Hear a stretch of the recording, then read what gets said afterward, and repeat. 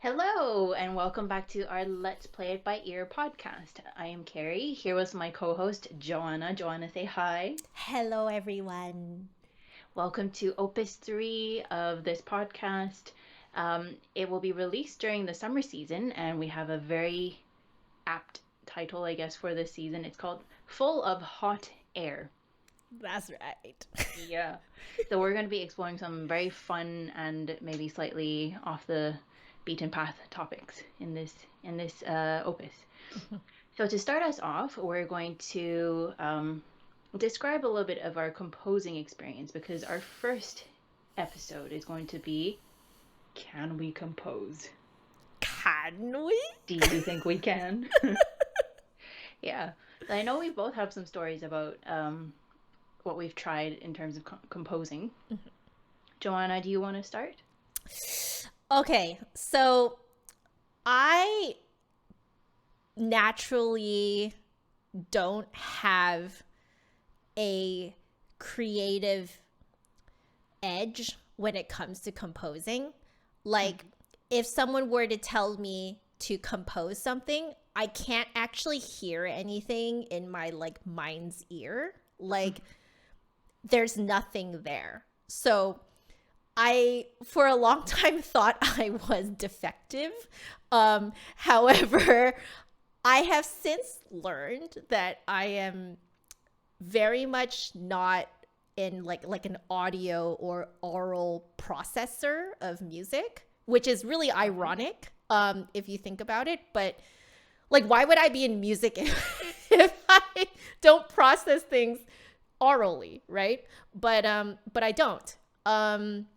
I actually process music more so visually and through tactile means. So, like I can feel the vibrations through the flute in my Oh, okay. hand, and depending on how live the instrument feels, like I know if I'm getting a good tone or something like that. So, um, you know, I realized that I don't um like it makes sense that I can't really hear anything in my mind's ear because I can't process music very well through my ears. It's almost Mm-hmm. like I would compare it to like audio music dyslexia.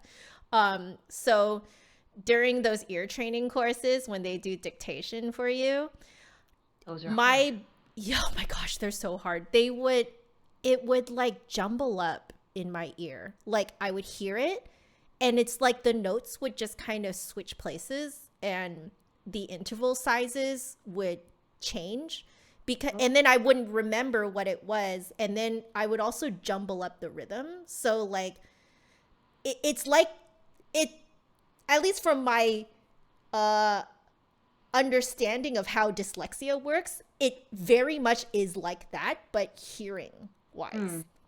okay. So, yeah, but if I were to process rhythms through feeling it, so I do a lot of like, if I'm trying to figure out a rhythm, Mm-hmm. I'll kind of slap the beat against myself so I can literally Mm-mm. have Mm-hmm. physical feedback that I'm, Yeah. of what the beat is.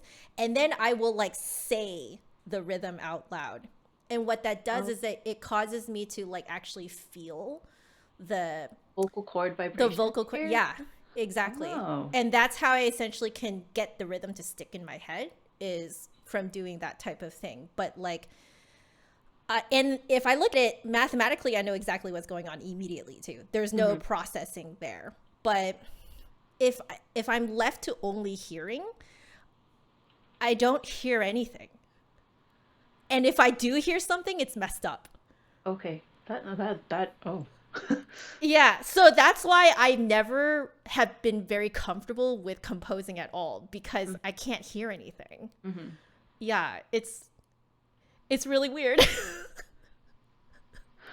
Wow. Yeah. Do Oh. you hear melodies in Um. your head? I am definitely not a composer. I cannot compose, but I know from childhood, and my parents have told me this, or they've kind of called me out on it at the dinner table. Because our dad would play music while we're eating dinner, and Mm-hmm. I would just naturally harmonize with it. like sing it out loud. I don't need to know the song or the piece. I can harmonize it upon hearing like just a couple bars, and then I'll Oh my harmonize with it. gosh. I don't have perfect pitch. Oh, but that is like a superpower to me, cuz like I can't hear it. I can hear things, like I can hear Yeah. multiple layers in my mind, I think. Right, But right. I feel that causes me another problem because when I hear dictation, I want to harmonize it.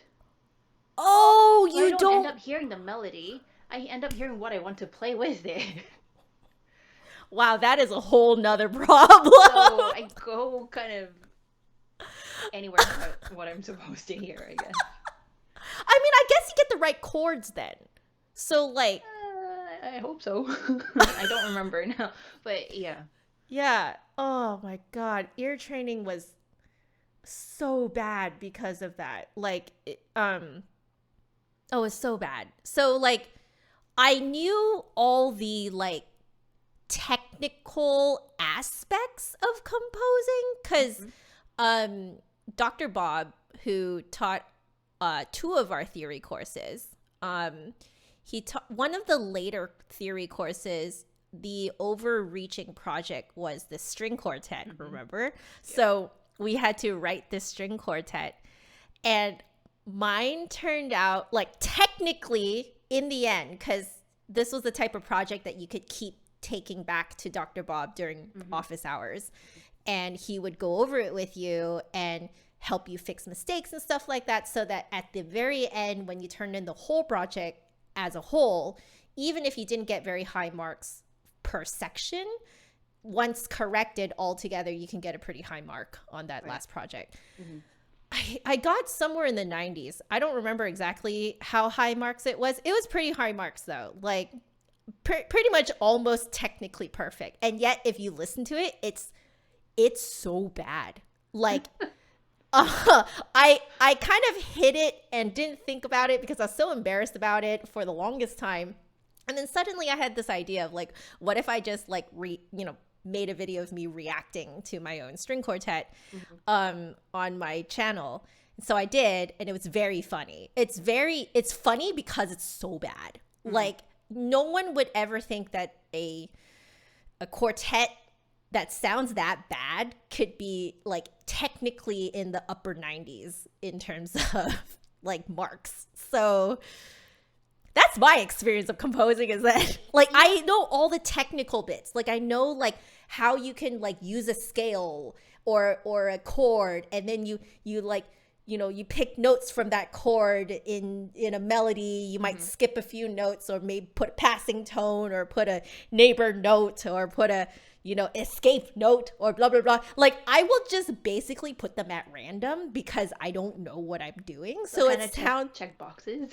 yeah, like I check the boxes. So like I had these weird chromatic bits because I wanted to make chromatic passing tones for some reason. Oh, okay. Yeah, it's not cute. It's very not cute. So I want to listen to it. yeah. Was yours performed? Remember No, we had a reading set? No. I do remember that we had a reading session. Yeah. Wait, was mine performed? I hope not. Cuz it was bad. I don't remember whose was performed, but yeah, we had a Oh, reading some session. people's like, do you remember some people's were really beautiful? Mhm. Mhm. They were amazing. Like, oh, so good. And it just made me, honestly, that experience was like, cool. I know all the technical bits of composing. I ain't ever gonna compose ever again in my life. A question for you then. Um, Right. you you said you can't hear in your mind's ear, Yeah. but like when you hear music, when you just listen to it for enjoyment, do you get goosebumps in reaction to certain? Okay, so you still Yeah. do, you have that feeling where you like Yeah. certain chords you like, Oh yeah. The or certain chordal progressions, I call them mhm. the tearjerker chordal progressions, Yeah. because I can be completely non-emotional, and just a certain chord progression will make me cry. Hmm. Yeah. Are you able to replicate those if you were to try composing again? No. No, okay. No, I have no idea what that chordal progression is. I don't know what the chords are, but I know for a fact just from the feeling that it has to be the same chordal progression. That just makes me cry So if someone every gave time. you a piano and you had like an hour to try and hammer out those chords, could you? I don't think I could No? even do it in an hour. I Oh, don't okay. think so. I really don't think so because like my understanding of composing is so mathematical that like there's no I don't know how to feel out the rest of it. Oh, okay. So it's very separate then. Yeah. It's it you know, part of me is kind of very okay with this. Like I've come to terms with it. Uh-huh. And I'm like, I don't have to compose Yeah. in my life. It's okay for me to like just lack that natural ability, Mm-hmm. Like there's plenty of other people to fill in that gap. I don't have to, you Yeah. know. Um but it has been very embarrassing just for me because I haven't really told many other people this. I mean, you're just hearing this for the first time. And Yeah. like I haven't told a lot of people I can't hear things in my mind's ear. Because then everyone's going to be like, what the heck are you doing as a as a musician, right? But it could be that like the flute is just very tactile to me. Mm. It could be that. Like it's very, very tactile. The way different notes vibrate is very different from each other. And like I can feel when things are right. Mm. Like physically feel when things are right. But, it definitely like thinking back to all of my reviews, all of my reviews of flutes are tactile based. Mm. They're all about how I feel to make this flute sound good. Describing what I need to do in order to do it. Nowadays, I also tell people to blow on their hand and I tell them a shape to create. That's also very tactile, with your Airstream. So I realize I'm probably actually just far more tactile than I even realized for a long time. It just But needs to be yeah, a hands-on, like yeah, fully immersive experience for you. yeah, yeah. Mm. Yeah, absolutely. Very So, interesting. yeah, I mean, well, you did the string quartet. How did your string quartet go? I don't think I got as high a mark for that because for me, I think I veered in some directions. Like I know what I wanted to sound like, um, Oh. and I didn't try and check off all the boxes, I don't think. Like I stuck to certain ones that I felt could or would work with what I wanted to write, and then I went with those. I don't Which is far remember. more creative. That's far more Yeah, I don't creative. know. Yeah.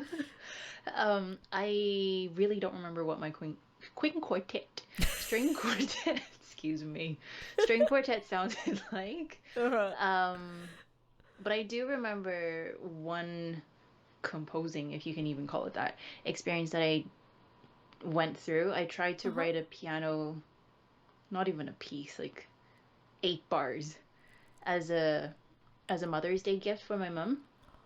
Oh, how sweet. Um, at that time, I was very much into the soundtrack of Ever After. You know that Aw, movie? yes. Yeah, so I really like those opening few chords, and I was able to find them on the piano Okay. and kind of replicate the chordal progression of that too. And then I Yeah. just added some like decorations here and there, or changed how it progressed from one chord to the other, Right. but maintaining that I guess the modality of it. Right.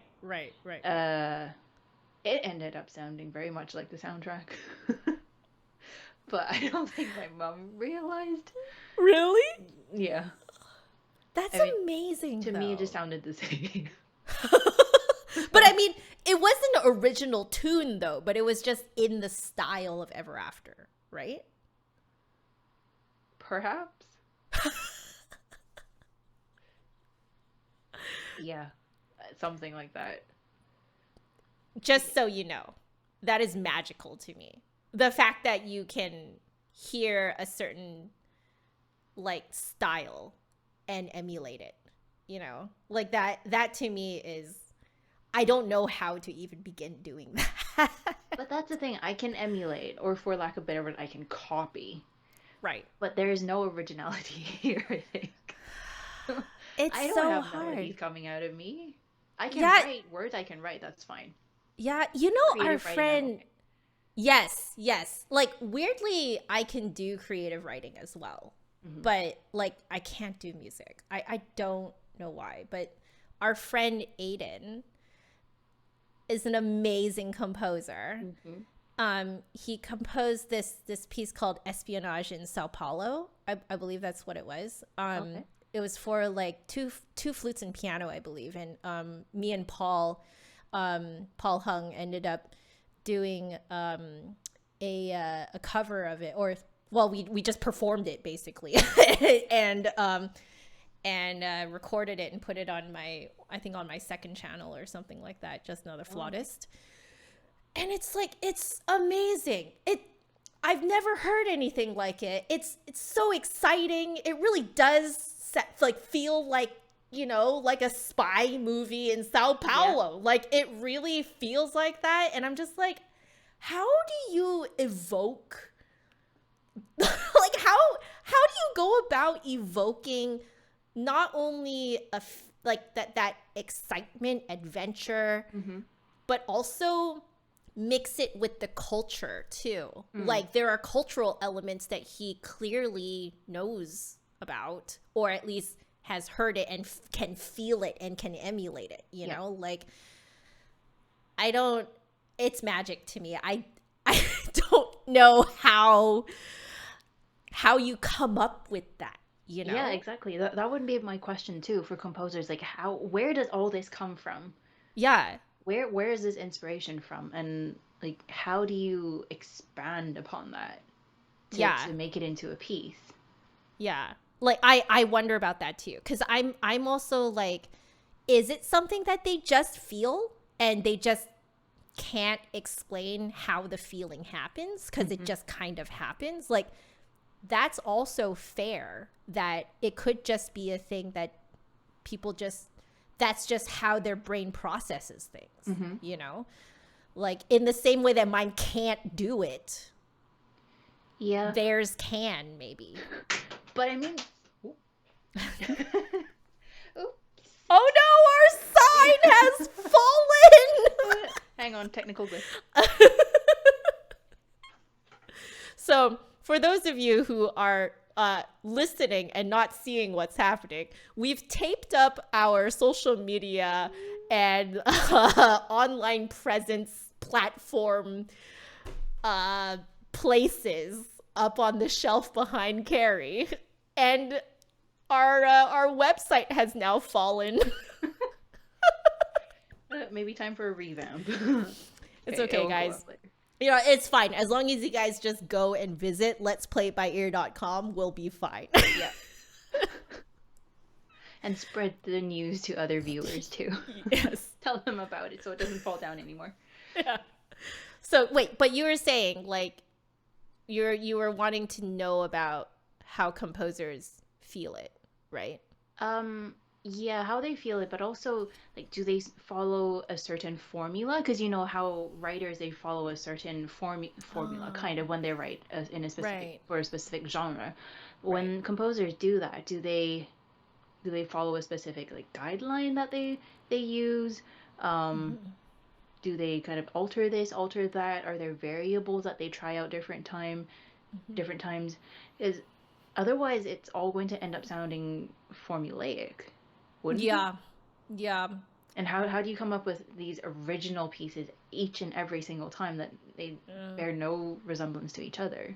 yeah, yeah, absolutely. I mean, like, from what I've heard, just from watching YouTube videos about like video game composers and, Mm-hmm. people like that, like, a lot of times their research is listening, Yeah. right? Their research is listening to other composers, listening to, you know, maybe like cultural, ethnic, traditional music, Mm. and emulating that sound. And then sometimes they just kind of come up with it. They're like, I want this feeling, and these instruments and these notes, these chords will give it to me, you know? Yeah.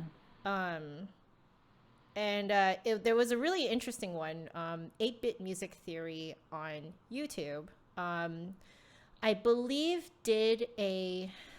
um, did a video analyzing the music of a composer who did, I cannot remember if it was Abzu or Journey, one of the two, but the composer actually ended up watching that video, and they were like, oh, huh, so I do those things, and they didn't even realize that they were doing the things that this person had analyzed. And he was like, so like, I clearly a lot of it is subconscious, right? Like it's really interesting. Yeah. And I've also heard some composers say they like to score study. oh, what's So that? they can really, they have the score with them of other pieces that they like, I guess. So they can really see how those parts are written out. Oh, And then I guess maybe they try and emulate it and then put their own spin on it as they work on their own works. So kind of like you, so they know the interesting. techniques inside and out. Yeah. Oh, that's so interesting. I mean, that makes sense, you know? Like, it's not unlike me binge watching YouTube videos to get a feel of how they're putting their videos together, how they're, you know, how they do certain edits, how they do certain cuts, what types of, you know, sound effects they use and stuff like that, and visual effects as well. I guess it's not unlike doing that. It's pretty much exactly the same, but it's just a different medium. Yep. Different ways. Yeah. Well, my dear, I believe we've come to the time where we should now pose the big question, which is, can we, Joanna and Carrie, people who claim that they cannot compose music, can we compose our own podcast jingle? Because we do know that has been something missing in our podcast. Most podcasts have a little jingle that kind of happens in the beginning. It's like 5 seconds long, something real short. So we decided to just talk about the elephant in the room. So, do you think we can compose our own 5-second podcast jingle? Honestly, I think we're gonna struggle just a little bit, but I know we're going to give it our darndest. Yeah, exactly. So I didn't come up with this idea. Just so you guys know, Carrie actually was the one who came up with this idea, and I was terrified at first, but then I was like, no. The point of this podcast is to show us walking through our struggles. What better way to show us walking through our struggles? Yeah, and possibly overcoming. Yep. Or I mean, it's only 5 to 10 seconds. I think we'll be fine. Okay, let's bear that in mind. Only 5 to 10 seconds before we start, right? Okay. And then at the end of composing, we'll say, that was 5 to 10 seconds worth of music. It's like editing. Editing 5 to 10 seconds worth of footage takes an amazingly long time. I know. Like, these podcasts, by the way, are so easy to edit because it's just us talking, and like it's like almost no editing. It's amazing. It's like, compared to my other stuff, I'm like, whoa. But I mean, like writing the outline and researching for it, it takes a couple of weeks. Or... yeah, that is the part that Carrie does. Yeah, it's fun. I mean, it's good to think of different ideas, and then expand upon it, much like composing, but with words. Again, words I can handle. Yeah, but it's so weird that we're musicians, and yet this is like the thing that we're most terrified of. Well, we shall see. Shall we test ourselves? Okay. All right. We test And then ourselves. also, this is the first time our instruments will be appearing on air. Yes. Here it is. Here's my flute. Do you have a name for your instrument? I do not. Oh, I sometimes just refer to it affectionately as my bassoony. bassoony. But no. Mine is Rose because I'm very unoriginal and she's made of rose gold. Oh. Yeah, so there she is. But okay, I think we should settle on a few frameworky things because, we mentioned that technically your expertise. I kind of know, like, technically what we should do. Mm-hmm. So maybe I can be the technical side of it and then you can be the creative side. How about that? Maybe. Okay. Anyway, so I'm actually going to write this down as we go. Yeah, so you guys are actually going to like watch us like figure this out. Okay. Mm-hmm. So what we first need to do, I think, is settle on a key. Mm-hmm. So what keys do you like? Well, earlier in our discussion, we said we both like keys in the flat keys. Mm-hmm. This was like right before we turned on the cameras and stuff and started recording. But yeah, behind the scenes secrets. Mm-hmm. I mean, as a bassoonist, I really like the key B flat. B flat, perfect. Yeah. B flat, very easy on the flute as well. I mean, we could say B flat for now. Sure. See what we do there. Okay. All right. So we've got a key of B flat, which means that we need to start.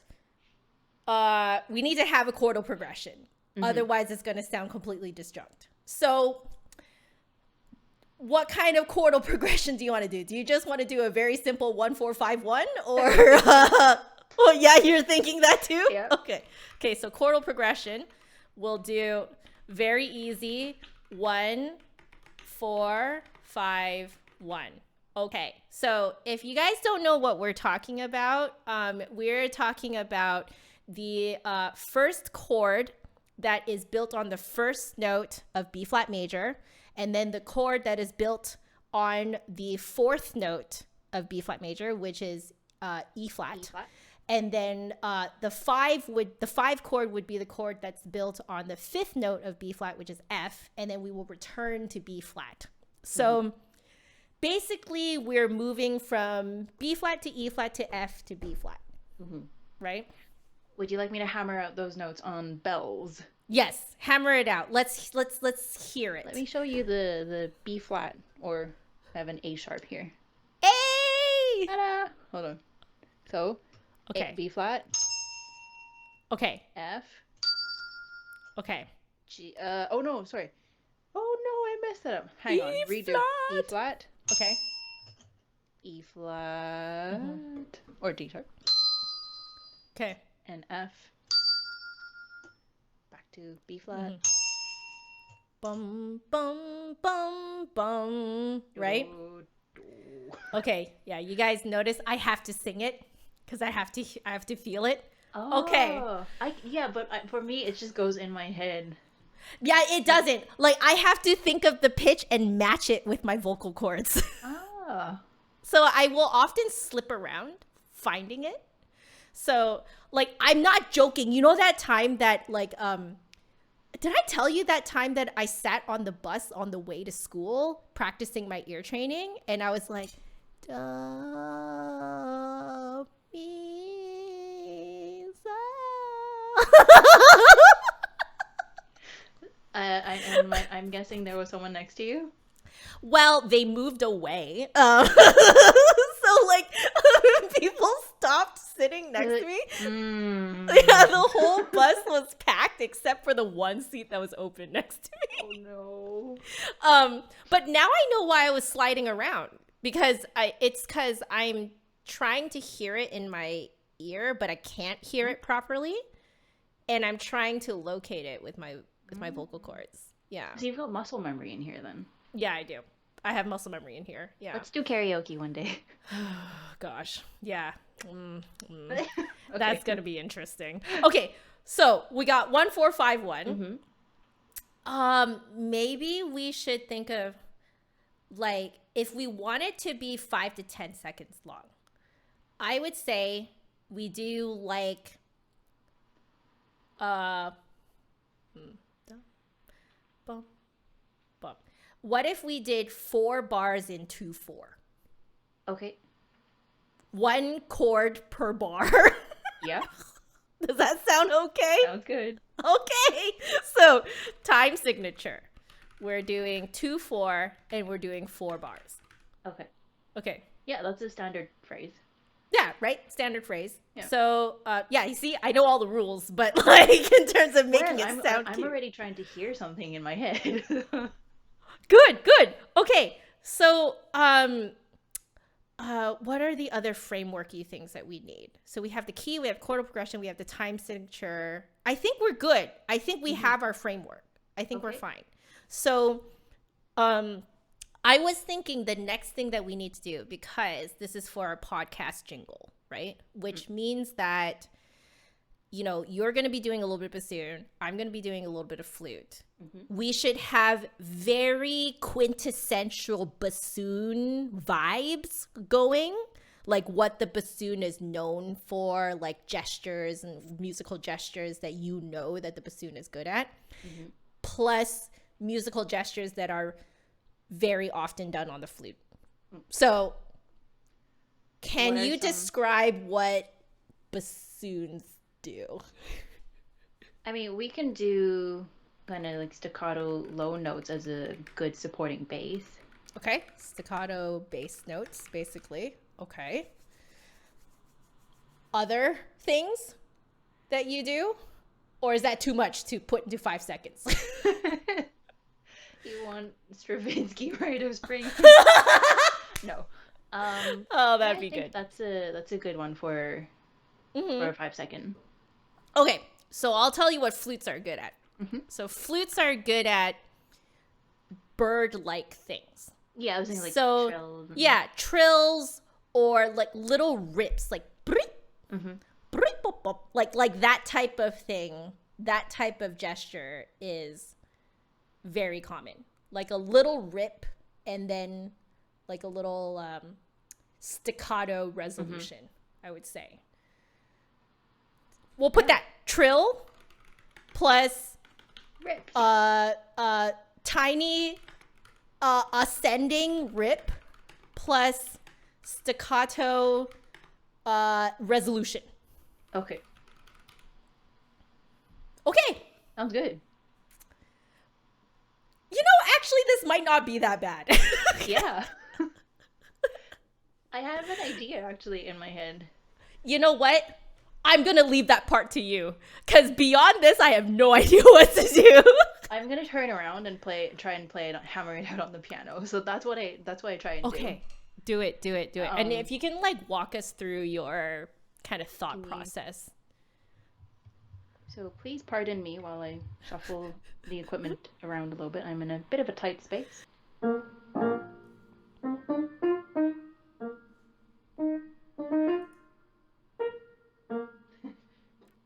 Ooh.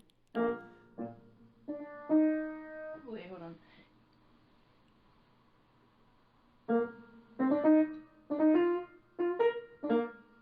That's so perfect. Something like that. I love it. And my favorite part is that this is going to be recorded, so we're not going to forget that. Oh! Yes.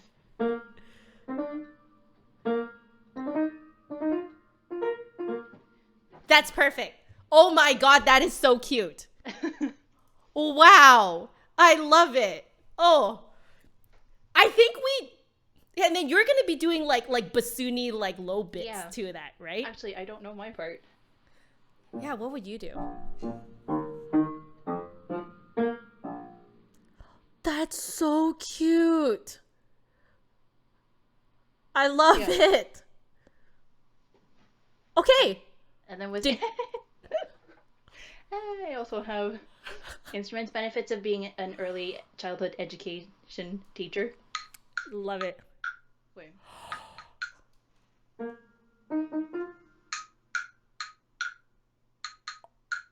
I love it. So like layer that underneath, right? Yeah.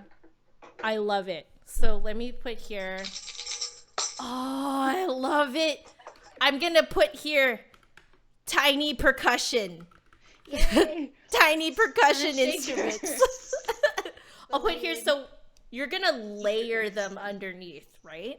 Mm-hmm. So like layered, I guess layered between us, technically. Yeah. It'd be layered, okay, so layered between flute and bassoon. Mm-hmm. Okay. Cool. Did you want to also include the bells? Yeah. I mean, Yeah. we could accent just the downbeat of each bar with the. Oh, bells. I love it. Accent, downbeat. See, I would never think of that. My brain is like, whoa. That's what I said. Like I can hear these things or I think of these things, but I don't know what the rule is. Do I really care what the rule is? No, because I like it, so I'm just gonna go for it. Well, we make a great team. We do. So, okay, I think we basically made our jingle. Okay. Do you want to try it and play it on the flute just so everyone can hear? Can you tell me the notes? Yeah. B flat. Okay. Okay. And then, so the first bar it'd be 1.5 beats on the B flat, and then Okay. 16. Yeah. And then, So same rhythm, and then D, E flat, F. okay.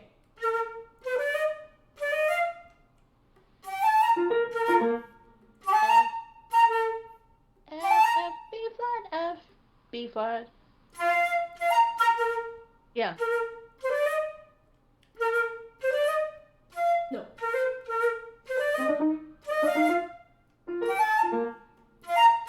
Oh, so it just skip from F Yeah. to okay. See this is what I mean by like I hear everything gets jumbled and I like okay. hear extra notes. Mhm. It's so weird. Okay.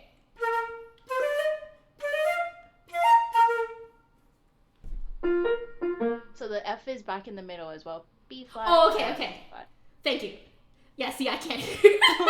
Okay. Yeah. Okay. All right. Cool. It sounds good. This I is the first probably time I'm should be hearing- more in tune.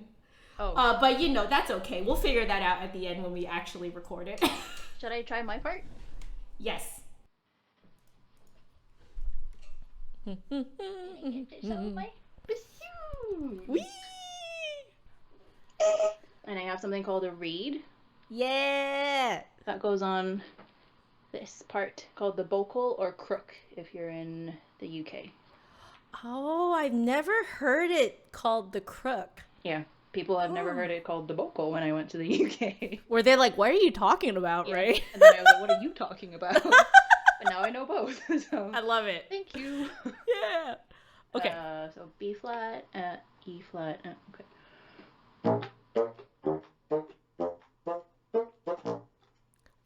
Oh my god, this is gonna be so cute. Oh my god! This is amazing! Play it slower so we have a record of that. Okay, yeah.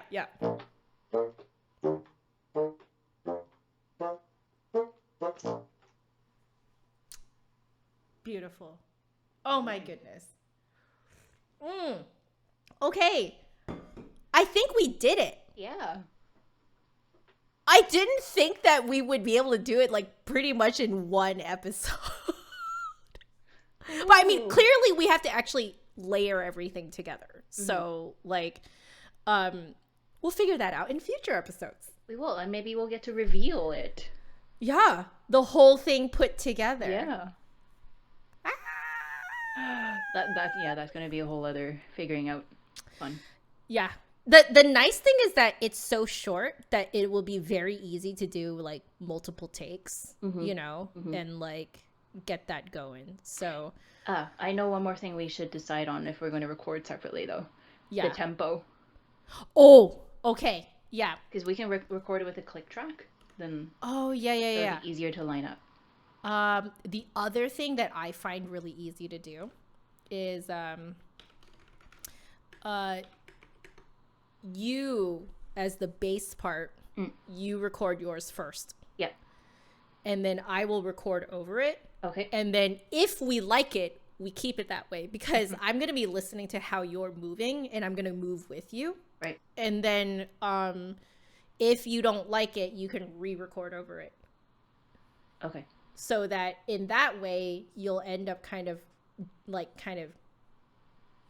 vibing off of me too. So I've done this with a few people online who have asked me to do, collaborations with them. So usually that's the case. Usually they send me sort of a pre-recording first, like a really quick draft pre-recording, so that I have something to vibe against, right? Like something live that's not a click track. Okay. And then they re-record their part on top of that. Yeah.